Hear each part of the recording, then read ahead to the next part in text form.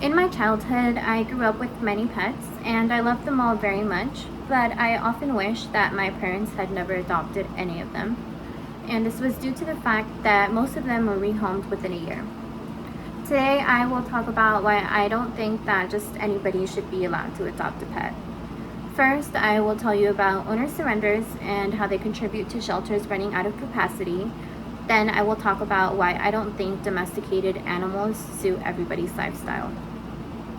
Together, dogs and cats make up an average of 6.3 million animals that enter U.S. shelters every year. According to a 2023 report conducted by the Shelter Animals Count National Database, 48% came in as strays and 25% were owner surrenders. They also state that because shelters are running at or over capacity, the number of intakes they can do yearly has been decreasing.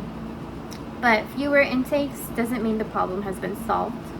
For example, I've personally seen owners resort to dumping their animals when they realize they can't just drop it off at a shelter. Some of these animals are dropped off in the middle of deserts, in parks, even in dumpsters.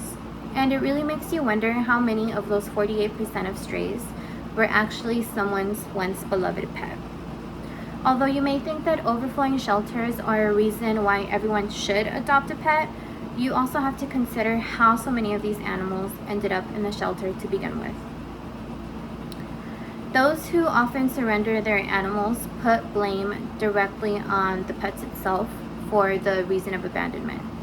According to ASPCA's National Rehoming Survey, pet problems are the most common reason that owners rehome their pets, accounting for 47% of rehomed dogs and 42% of rehomed cats.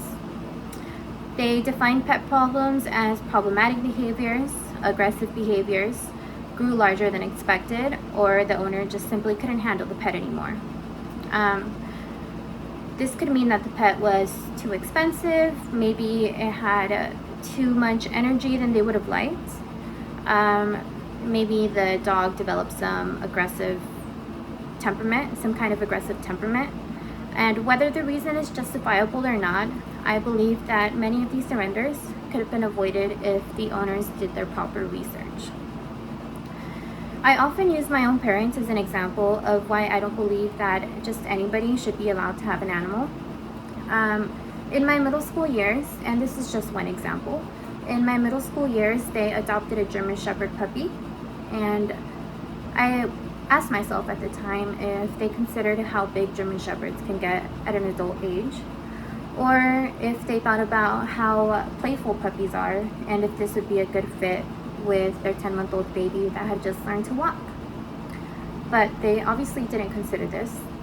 A month after having the puppy, she was running around the backyard and she ran into my little brother, who lost his balance and then fell into a bush of roses, thorns and all.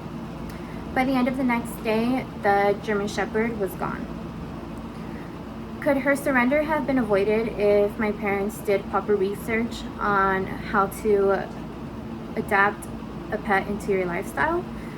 I think it could have been avoided. Was my little brother falling into the rose bush her fault? Absolutely not. She's a puppy. She was doing what puppies do. She was playing, and she wasn't to blame, and she shouldn't have been surrendered for that reason. There are so many factors to consider when thinking about adopting any pet. When these factors are taken into account, the probability of rehoming this animal in the future reduces drastically. There is a significant correlation between overflowing shelters and irresponsible pet owners. Not everyone should be allowed to be a pet owner because not everyone values their four-legged companion the way that they should. The higher the number of shelter intakes and owner surrenders, the less capacity they have for the animals that might really need it, like strays. Strays who could benefit from a night in a safe shelter versus fighting for their life on the streets constantly. Who doesn't love furry animals? They are some of the best friends you could have, but don't just invite one of these animals into your home because you're lonely or they're so adorable. Pets aren't disposable creatures. Before making the big jump and adopting, do your due diligence and make sure that you can provide them a happy forever home.